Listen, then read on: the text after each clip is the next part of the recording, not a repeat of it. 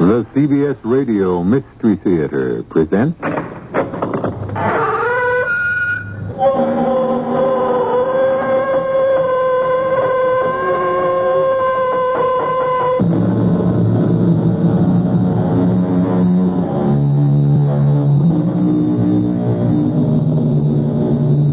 in.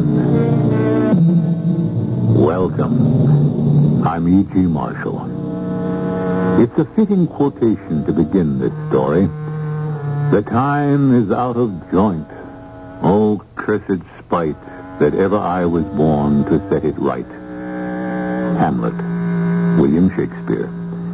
And this is a story of the century in which he was born, the 16th. Young Will Shakespeare was an apprentice in his father's butcher shop. Queen Elizabeth ruled England, and Henry III presided over an uneasy France, torn apart by religious wars between the Huguenots and the Catholics. These were times bloodier than today, when no street was safe at night. Damn, it's the night guard. What matter? We have safe conduct on a dark night like this. You think these thieves in livery will stop to see them? You're right. There may even be Huguenots. If we can just reach that next corner unseen, we have a chance. Come. Oh, do not what? I stepped on a pebble, my sword against the wall. Stand and deliver, whoever you are. Lift the torches. Run for your life, Denny. Oh, are we fired? Pay no heed. Fire! Oh, dear, I'm hit. Oh, they've blown my whole side out to the right before they reload. Then at the end of the twisting lane, to the left, a door. If God or love is good, behind it, you may find refuge.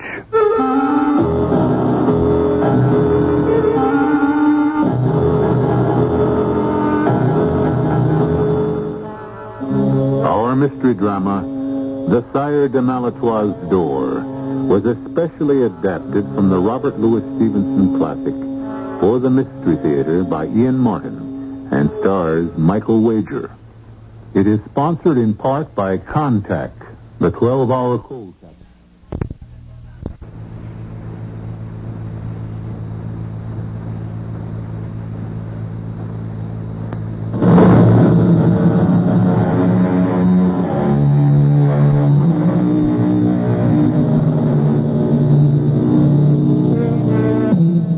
The weapon you heard fired earlier was the arquebus, the precursor of the musket and our modern rifle.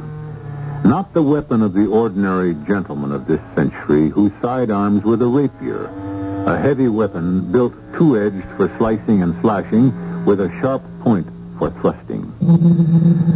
Roger Chantiver and Dennis de Beaulieu were only so armed when they were attacked, leaving Roger mortally wounded on the cobblestones of Chateau Landin. But let's begin with the other, Dennis de Beaulieu.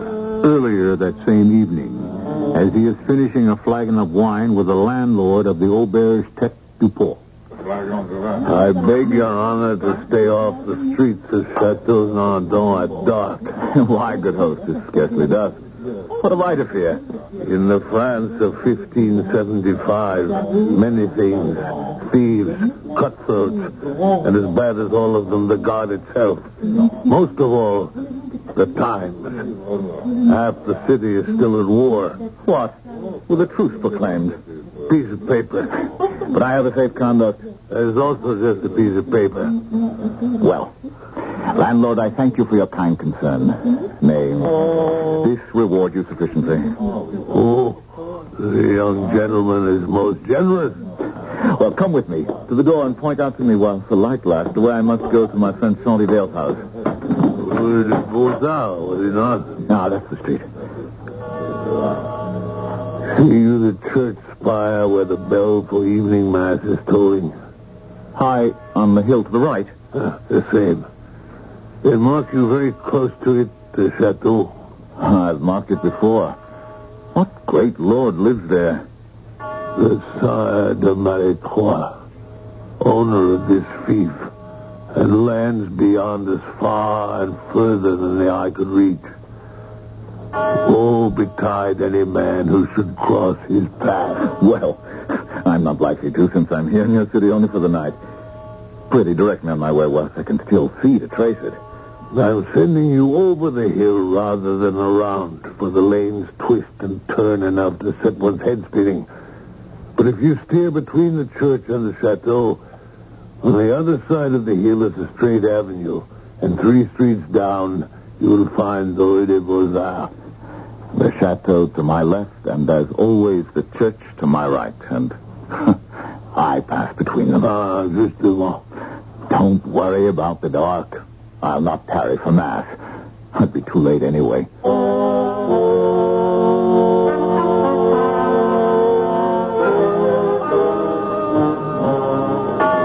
were a long time at confession, Blanche. Oui, monsieur. What can a young bird not even out of its nest and the Maletroits that have to confess that takes up so much time? Please, Uncle. Have no fear, niece. I'm too good a Catholic to invade the confessional, and let me hand you to the coach. Thank you. Eh bien, Devon, to the chateau. But why so tearful, madame? Oh, not tearful, but tired. Tired? Of what, little one? Life? An arduous day? Père Maillot's usual droning of the Mass, or a month of deception? Deception? The circles we travel in are small, Blanche. These pebbles dropped in the circumscribed pool of our life sets up waves. Among the cognoscenti there are no secrets, such as... Oh, my hand, you're hurting me. Loosen it, so that I may see what worm my little bird has I caught. don't know what you mean. I'm afraid you do. But as always, those embroiled in scandal are the last to hear. In the Maletroit family, that word does not exist, will not be allowed to exist. Open your hand or I will crush it open. You meant no harm. I shall be the judge of that. Open. Oh. A spilled paper, badly crushed. A billet doux, no doubt. What are you going to do? Read it and decide. We're almost home. I think I shall defer my answer till we are behind the walls of Chateau Maletroit.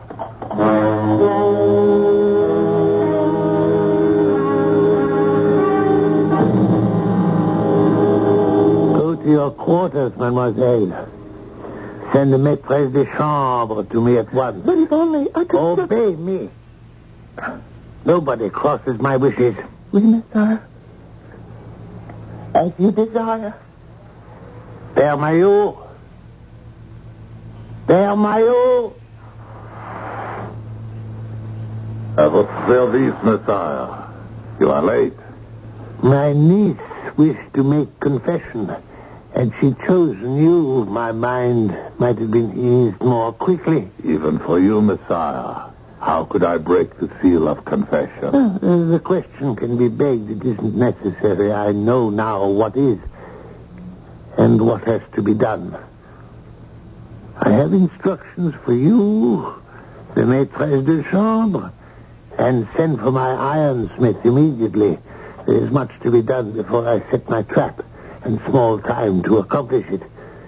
But once I have caught my fly, he will dance to my tune or suffer the consequence. Darkness had dropped faster than I could have anticipated. And as I climbed the twisting, meandering streets, I almost was sorry I'd not come by horseback. Fortunately, against the night sky, my twin stars stood outlined, the chateau and the church. Actually, approaching the church, the torches of those leaving Mass were a beacon to lead me on. I even hesitated a moment at the sight of one beauty escorted to a carriage before passing on. And arriving at last on the downslope of the hill on the other side at my friend Jean Diver's lodgings,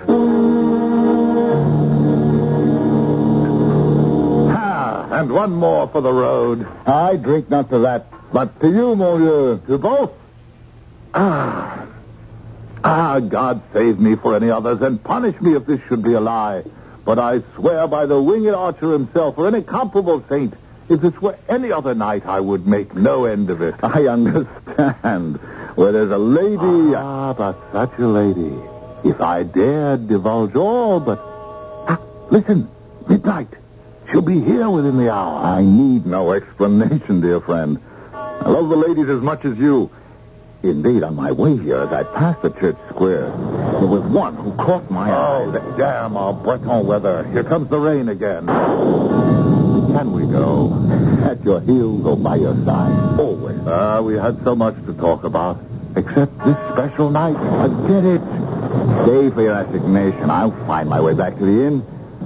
Our paths will cross soon again. Oh, damn the weather. I'll see you over the crest of the hill. From there, can you find your own way down? I found my way up. Aye, well enough, even by partial daylight.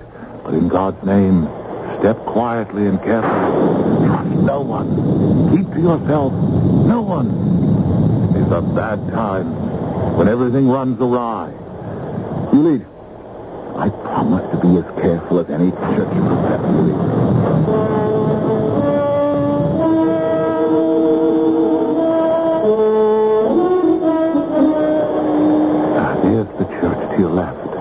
Follow the street we're on. Keep remembering to bear always to your right and downhill, and you'll be at the inn within the quarter hour. But move quietly.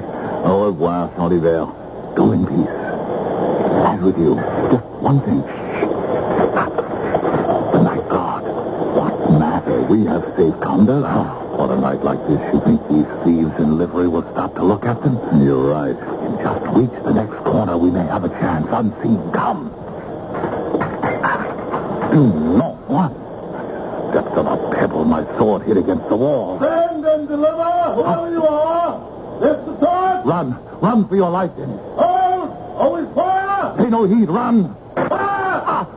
Oh, dear, I'm hit. Too late. They've blown my whole side out. The left, the heart. I'm done for, Dennis. Run down the hill. Keep toward the side of Maletroits chateau. They may be less anxious to follow you there. Why? It's a power. More than that, I cannot say. Just try his door.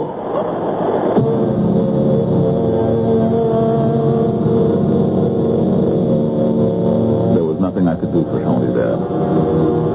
My dearest friend was dead. There was no treating with the pack of hounds that followed us.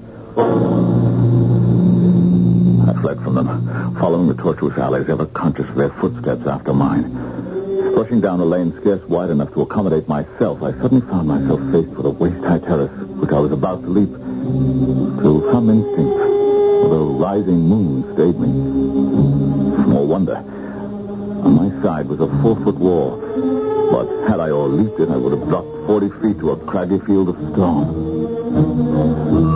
I could hear the mob behind me. I was prepared to face them with sword and pointed, but the firearms I could not challenge. Door! To the left of me was a portico, and in its shadow a door. Any port in a storm. At least with something against my back, I could fight. I drew my sword, ducked into the shadows, and thrust my back against the door. And to my amazement, it gave way behind my weight, opening to let me into possible safety. As it gave behind me, I heard the hound pack on my trail. I thought to close the door, not quite in order to observe what had happened outside, but as I pushed gently, of a sudden, as though it was whisked from my hand, it thudded shut. From what pursued me, I was safe. That door could stand a battering ram. But a new and strange threat had developed. I had no desire to close the door all the way shut. It had been snatched from my hands with no control from me. I stood in a small hall with a staircase, rising out of the gloom.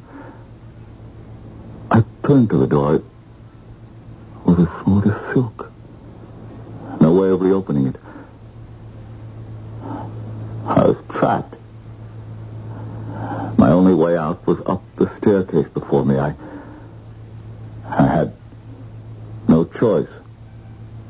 I started to mount, drawing my only weapon and wondering only if it could protect me and what I faced when I reached the top of those steps.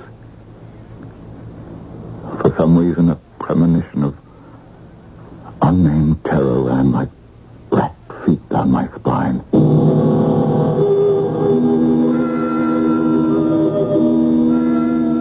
What monstrous figure awaited Dennis de Beaulieu at the top of the steps? What swirling ghost from the underworld or some other world threatened his immortal soul? I can at least report some of that as we return shortly with Act 2.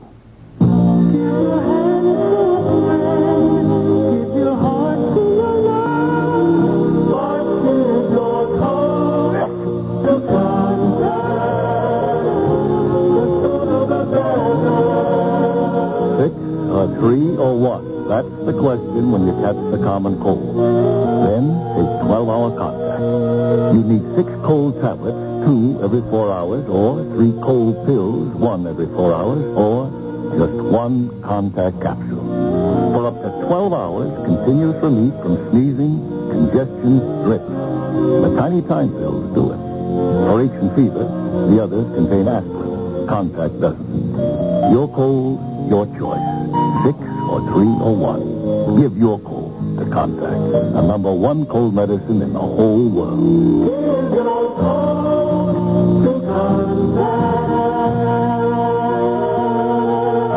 6 or 3 or 1. Take Contact only as directed. Blind and successful? Well, we're here to tell you. There are lots of us all over the country. We're blind, but we're just like you. I'm a senior clerk at the Downstate Medical Center. Part of my life just is getting up and going to work and performing certain functions on my job. I look at the NSC in the same respect, that there's a commitment and an obligation. That to be able to give of yourself and to know that somewhere it will help others, and perhaps in turn that someone else who gives a little may in some way eventually help you. And when it all comes together, it can produce something, very good and very big for the benefit of everyone. For further information, get in touch with your local affiliate of the National Federation of the Blind, or contact me, Kenneth Jernigan, President, National Federation of the Blind, 218 Randolph Hotel Building, Des Moines, Iowa, 50309. This message presented as a public service by this station and the members of the National Federation of the Blind.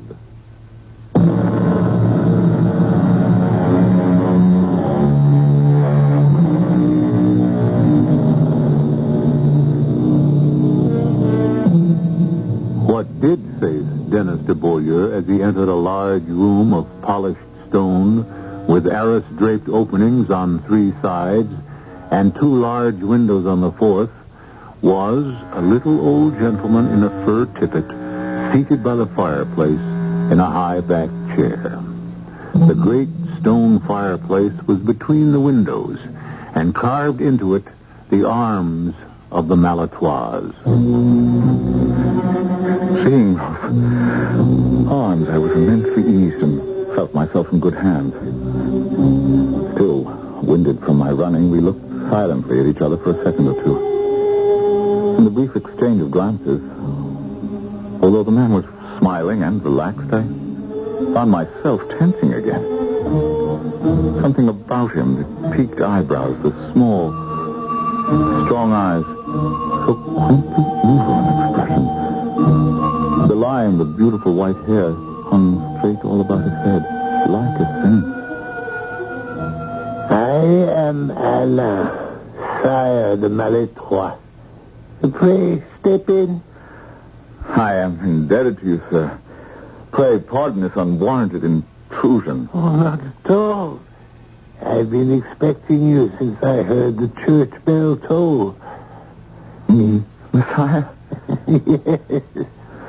Oh, I'm afraid this is a double accident, sir. I'm not the person you suppose me to be. Really? No, it seems you were expecting a visit, sir. Assuredly, I was. But I can assure you that nothing was further from my thoughts or more contrary to my wishes than my arriving here. I am loath to let you labor under some misapprehension. No, that if I do, surely it is the privilege of old age, and all will be straightened out in due time.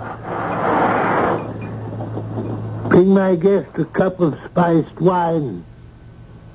You will join me, young man. Sire, I have no desire to force you. I'm wondering about that. Behind the arras your servant has opened, I see what appears to be a small army of pikesmen and arquebusiers. I am old, as I have remarked, and these are perilous times. Even the nobility needs protection. The wine, sir. I accept your courtesy. The wine, don't. Bring it. If only to explain my presence satisfactorily and perhaps be accorded an explanation of why it failed to surprise you. In good time. I was visiting a friend, and on my way back to the inn, my friend accompanying me, we were set on by an armed band, Huguenots, assassins, the guard I know not. But that their intentions were violent and criminal is attested to by the fact that my friend was shot and killed. I fled with them in hot pursuit. Unfortunately, picking this cul-de-sac, I saw your door and fought with my back against it to be able to make some fight for my life. But as I leaned against it, it opened with my weight. And I gladly entered to put it between myself and the assassins who would have killed and robbed me also. A pretty story. You don't believe me? Does it matter so much after all? But nevertheless, that is what happened. Once they had searched without finding me, I would have left, but your door... Ah, yes. My door. A little piece of ingenuity. No question of that. It fled from my hand as if someone had pulled it shut from the outside. I could find no means of opening it from the inside. Yes. Most ingenious. A hospitable fancy. Hospitable? To be sure. You arrived uninvited, but believe me, very welcome. You persist in error, sir. There can be no question between you and me. I am a stranger in this countryside. My name is Dennis de Mazur de Beaulieu. If you see me at your house, it is only as I have told you. My young friend, you will permit me to have my own ideas on that subject. They probably differ from yours at the present moment, but time will show which of us is in the right. Ah, here comes our wine. Let us enjoy it while the heat is still in it. We sat in silence while the servant served the wine and left. Again, I saw the armed men beyond the arras. I was conscious in the silence now of voices. One male and one female hurriedly gabbling as if in prayer behind the third arras. Meanwhile, the old gentleman surveyed me over the rim of his cup from head to foot. I was convinced I was dealing with a lunatic. And a dangerous one. I could stand it no longer. I got to my feet, clapping my hat on my head. You haven't finished your wine. Nor do I intend to. This is sheer madness. If you're in your wits for all your offered hospitality, you affront me grossly. Oh, dear. My conscience is clear. You've made a fool of me since the first moment. I'm leaving. If I cannot make my way out in a more decent fashion, I'll hack your door in pieces with my sword. Sit down, you rogue, and listen to me. Do you fancy that when I had that little contrivance made for the door, I stopped short at that? I've already seen your small army behind the arras armed to the teeth. Exactly. So if you prefer to be bound hand and foot until your bones ache, make one move to depart. If you choose to remain free, agreeably conversing with an aging gentleman? Well then, resume your seat, finish your wine in peace, and God be with you. So, I'm a prisoner. I state the facts. Now, let us finish the wine before it is cold. It serves to make the waiting more agreeable. But what? What are we waiting for? You entered from one arras-covered arch. You have seen that the main house lies behind the second. We are waiting for what is taking place behind the third. Yes, but what? For a lady to make up her mind. Perhaps the longest wait a man can endure. À votre santé, mon brave. Pick up. It passes the time. Again we sat, facing each other, the Sire relaxed, patient, but for all his tiny stature and age, forbidding. For myself, I found myself downing the wine at a gulp, almost choking on it as my throat tightened with some unknown dread. And I faced battle with less fear in my heart than I felt in this bewildering game whose purpose I knew not. A nightmare of nightmares. I turned to the arras as if by staring at it hard enough, I could divine what was happening behind it. Daughter, in the name of the Lord Almighty, will you truly confess and admit to your sins? I tell you, Père Maillot, I have not sinned. You have lusted after men, young men who feast their eyes on you. Oh, how can I, whom held here in the chateau, a virtual prisoner since my father and mother died? You chose the most sinful place of all, before the altar at the Holy Mass. But it is the only time I leave these walls. If I lift my eyes to look at the world outside, is that a sin? You have done more than look. You know the Sire intercepted a communication to you from some man today. What was his name? I know not. Are you sure? Did I lie to you, my father? Sin leads to sin. I can look in your eyes and tell you know his name. Even if I did, I would not tell you. Or the Sire? Nor my uncle. I know how cruel he can be. How cruel both of us can be to save your immortal soul. Would you prefer we found the answer with a thumbscrew or the iron bolt? Oh, no, you would not. My uncle would not. Do not be too sure. The honor of the Maletroits name has never been sullied.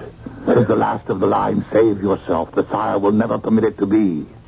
The name of the young man that passed you the note? No. I have done naught to feel shame for. Nor if there were such a cavalier, neither is he. The note, I cannot deny. It exists. But everything else is your foul imagination and my uncle's. I will not let you harm an innocent man because of who I am. So be it. I commiserate with you, my daughter, in the church. You have brought your punishment upon your own head. I go to inform your uncle. Man, because of who I am. So be it. I commiserate with you, my daughter, in the church. You have brought your punishment upon your own. The silence between the Sire de Maletroits and myself, broken only by the intriguing murmur of voices behind the arras whose words could not be heard, had become intolerable. I was just about to speak when the third arras was pushed aside. The tall priest, his brows knitted in anger, his cool face set doggedly, came into the room.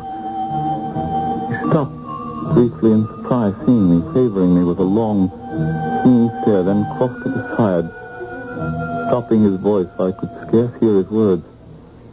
Is she in better spirit, Father? I think she is more tractable, more resigned.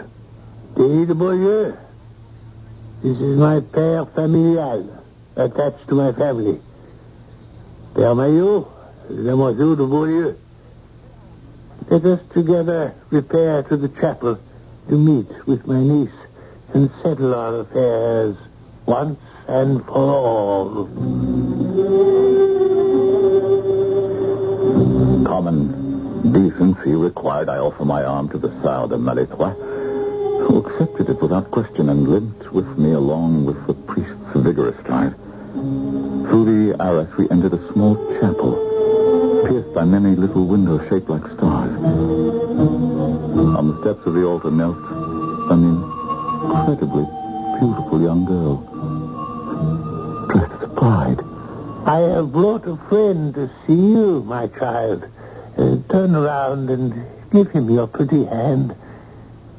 It is good to be devout, but necessary to be polite, my niece. Uncle, please, don't embarrass me anymore. Whatever you ask of me, I will do. Only one thing I will resist to my dying breath. I will not tell you the young man's name. He is innocent of any wrongdoing. Pierre Maillot has threatened me with the thumbscrew and the boot. Mayhap in my agony you could force his name from me. Fortunately, my fair, that is no longer necessary. We have the young man here. What? I asked you to be polite and turn around and give him your hand.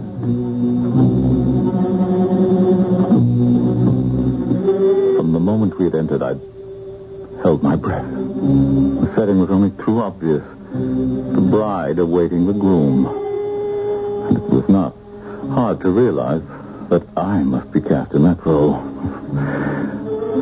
I could scarce believe what was happening to me and was damned if I would be forced into a captivity I neither deserved nor would endure. Until the girl herself turned to me and said, "That's not the man. Uncle, that is not the man." Of course not. I expected as much. It was so unfortunate that you could not remember his name. I swear I have never seen this gentleman before. I am distressed to hear it. But it is never too late to begin. I had little more acquaintance with my own late lady before I married her, which proves that these impromptu marriages often work for the best in the long run. "Marriage? Messiah, I strenuously object to being dragooned." Of course, every man of spirit might. The bridegroom has a right to have a voice in the matter. I will give you until dawn to make up for lost time till we proceed with the ceremony.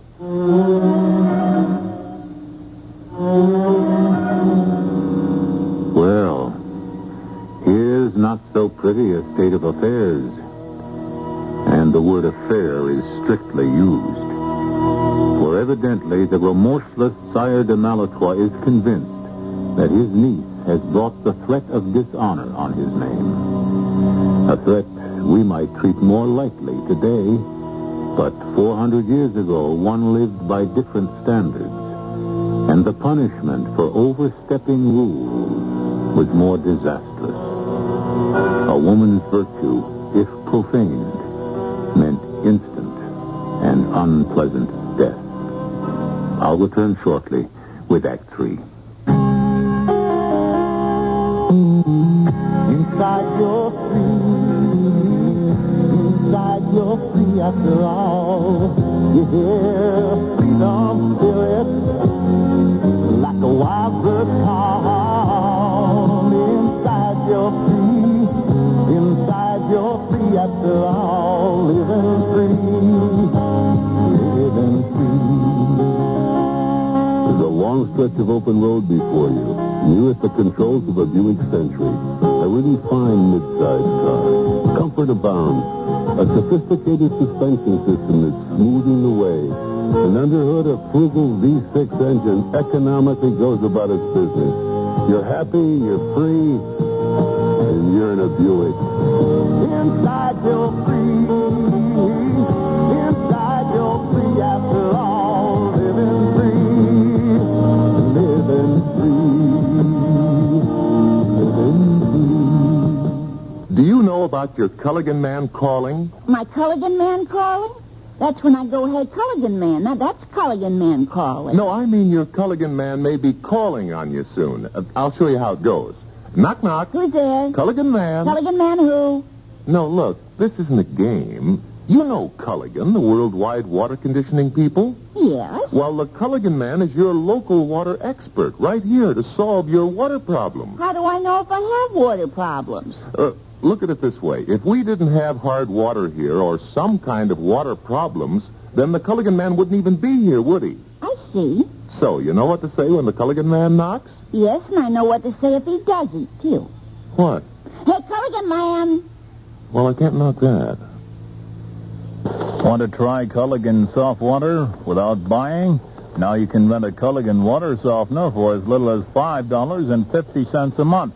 For complete details on how you can rent a Culligan, pick up your phone and say, Hey, Culligan man!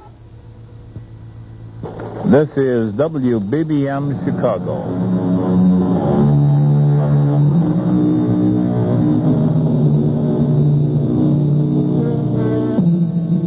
In the small chapel in the Maletroits chateau, the light flickers vagrantly across the faces of the four who stand there. Shadowed, the saturnine priest belies his garments, looking like some vulpine devil. As the light plays across the Sire's face, that comically evil smile seems even more mocking. As for Dennis and Blanche, the one is white with astonishment, the girl blushing with embarrassment. Sherlock, you cannot be in earnest. Indeed I can. And am. I declare before God I will stab myself rather than be forced on that poor young man. I assure you, you will not have the opportunity. Oh, mon oncle, pity me. There isn't a woman alive in France that would not rather die than have such a marriage forced upon her. Is it possible that you do not believe me? That you still think this is the man? Frankly, I do.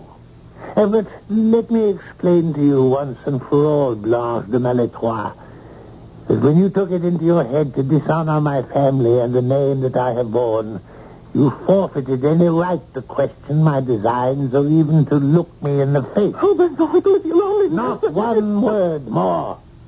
It is my duty to see you married at once. Out of pure goodwill, I have tried to find your own gallant for you, and I believe I have succeeded. But if I have not, I care not one jackstraw. So let me recommend that you be polite to our young friend, for, damme, upon my word, your next groom may be less appetizing. I had watched and listened to all this in puzzled silence. And silence for another reason. In 2 short minutes, watching the emotions that crossed her exquisite face, I felt I had come to know this girl. Her capacity for love, her tenderness, her bravery. And no, did I say? More than that. Admire, revere, love of her all she was. I was already jealous of her unknown cavalier. But that milady had spirit as well, I was soon to discover as the arras closed behind her uncle and the priest. And she whirled upon me with flashing eyes. Now, what, sir, may be the meaning of all of this? Well, Lord knows this house seems to be full of mad people. Do you count me one of them? Oh, I did not mean that. Good.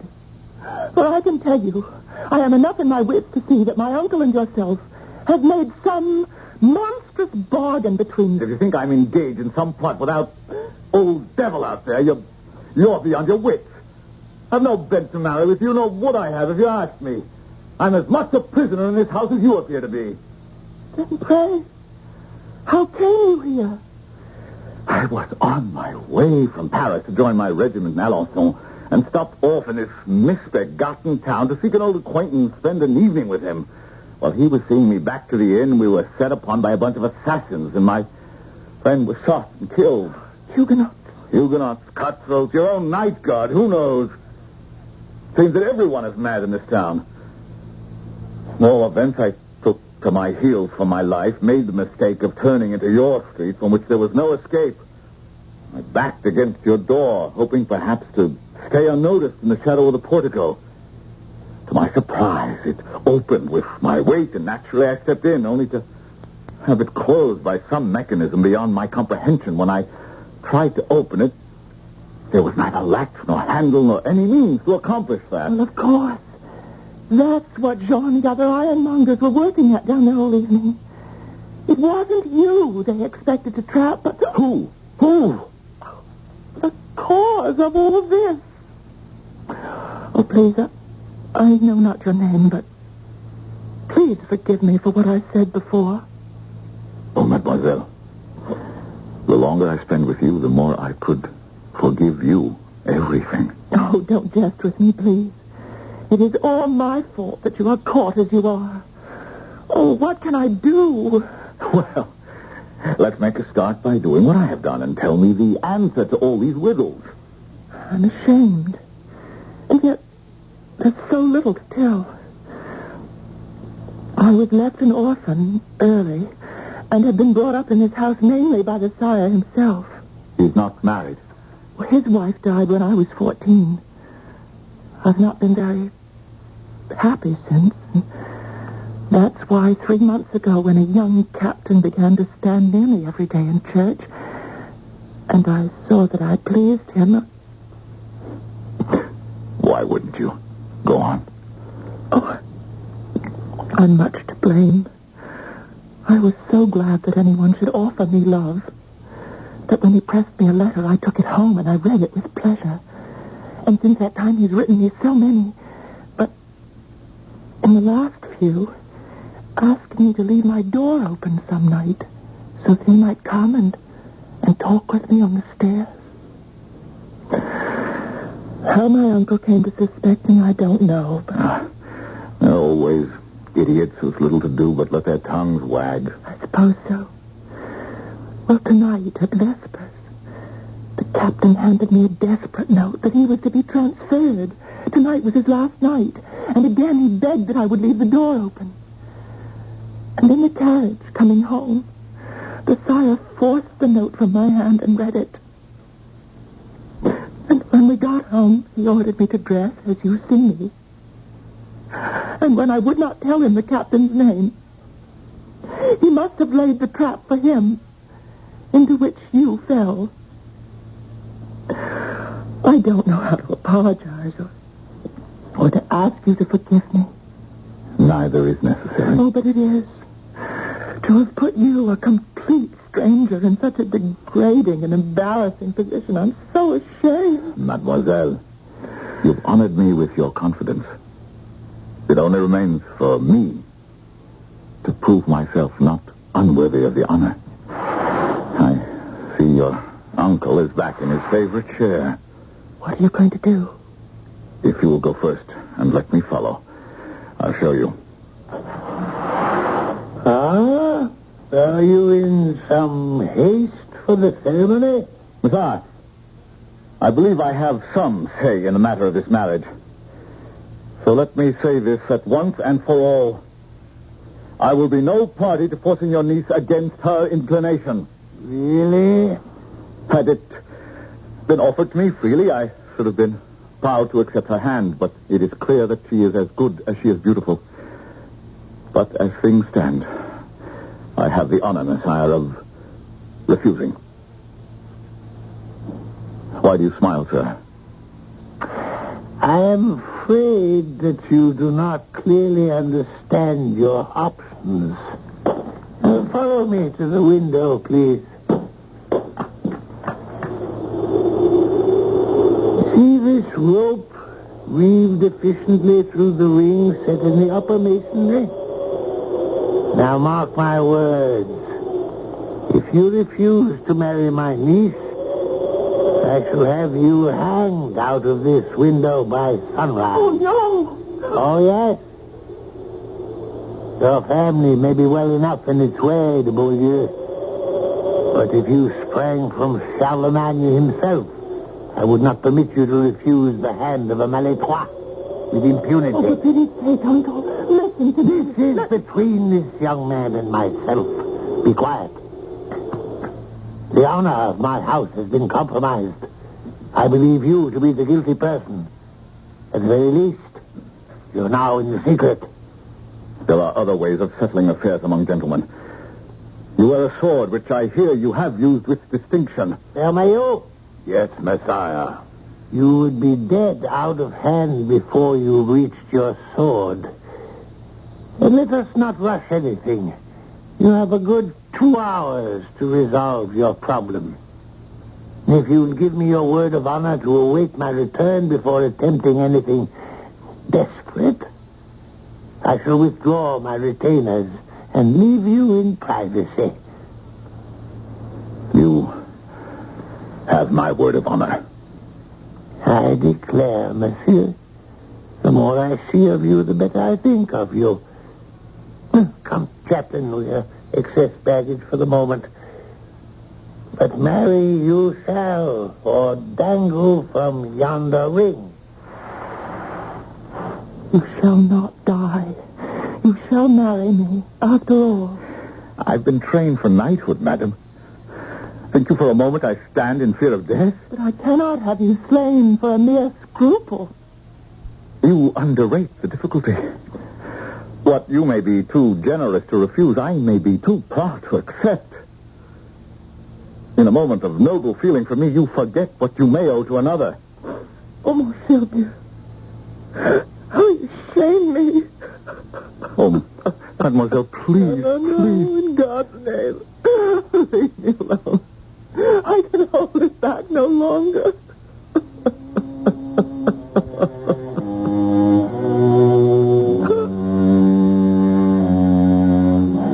I was in an agony of embarrassment. I cannot bear to see a woman cry. And I was as helpless as a babe. I looked at Blanche and thought how much I had grown to love her. But steal her from another man who was not there to stand and fight? Monsieur Bayeux, I want to help you. For you have been so noble. Put it in my power to do something more for you but weep. What service can I ask of you? You have a sweet nature. And overestimate a small service. I am looking at you and seeing the noblest man I ever met. Who is to die in a mousetrap. With no more noise than my own squeaking. I will not have my champion think meanly of himself. You have no cause to hang your head, nor will I mine. Pray, do you not think me beautiful? Oh, indeed, mademoiselle, I do. Well, I'm glad of that. And how many men in France have been asked in marriage by a beautiful maiden with her own lips, and who have refused her to her face? You are very good. But you cannot make me forget I was asked in pity, and not for love. Can you look in my eyes now and believe that it was for anything but love? I have loved you since the first moment you took my part against my uncle. As I have loved you. Oh. But the captain... Oh, he knew nothing to me. He never did. It was just a contact with the outside world. Good Lord, it's sunlight. Come with me quickly to the window. There, open the eyes. The sun is shining. The world is still there. Now, what are we to say to my uncle when he returns? What you will. Blanche, you have seen whether or not I fear death. If you do care for me, don't let me lose my life in a misapprehension. But make no mistake. I love you better than life itself. I can offer you your freedom. My uncle would far rather punish or capture the real culprit. If you must escape, the captain's name is René de Parterre. I never heard the name. And if I did, it is forgotten. Well, children, have you decided? Messire de Maletroits, Not by suasion or fear of death, but because I have learned to know the lady and love her. I, Dennis, Demoiselle de Beaulieu, request the honor of your niece's hand in holy matrimony. Damn it! I had a feeling for you the first moment I set eyes on you. Welcome to the Maletroits family, nephew.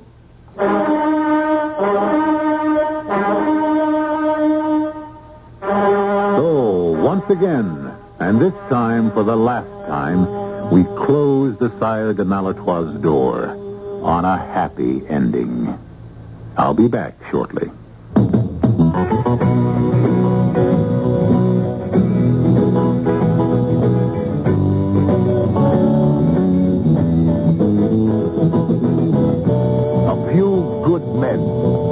What the Marines are looking for. A few good college men who want to lead. Men who have enough on the ball to be eligible for PLC, Platoon Leaders Class. Not everyone can make it. It takes brains. It takes muscle. And summer training is no picnic. It takes men who want a real challenge. The challenge of leading Marine ground troops, flying sophisticated Marine aircraft, or serving as Marine lawyers. If you're one of the few who can make it, there's financial assistance available during school, up to $2,700 over 3 years. There's even free civilian flying lessons for qualified men. PLC ground, PLC air, PLC law, for a few good men.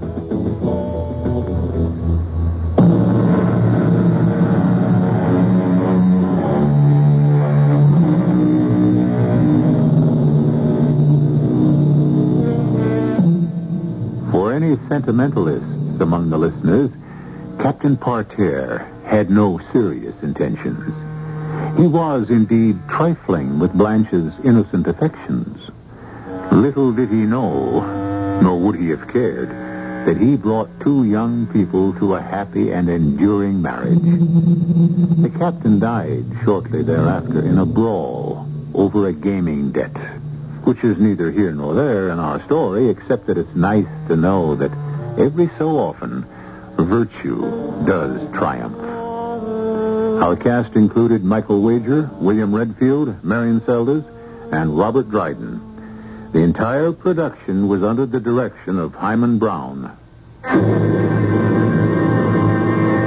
And now, a preview of our next tale. Marvelous how you can get around when you've got no body, isn't it? See him? Little white dog, curly tail. Oh, silly little thing. And see that big blue station wagon? It's going to hit him. No, I've got him. Got him, Cynthia. I've saved him. You'll probably get run over anyhow one of these days. No, he won't. No, he won't. I'm going to keep my eye on him. What about all the others? Them too. And cats and people and everybody. Oh, Cynthia, why did it take me so long to find out what I was born to do? I could have spent my whole life doing this.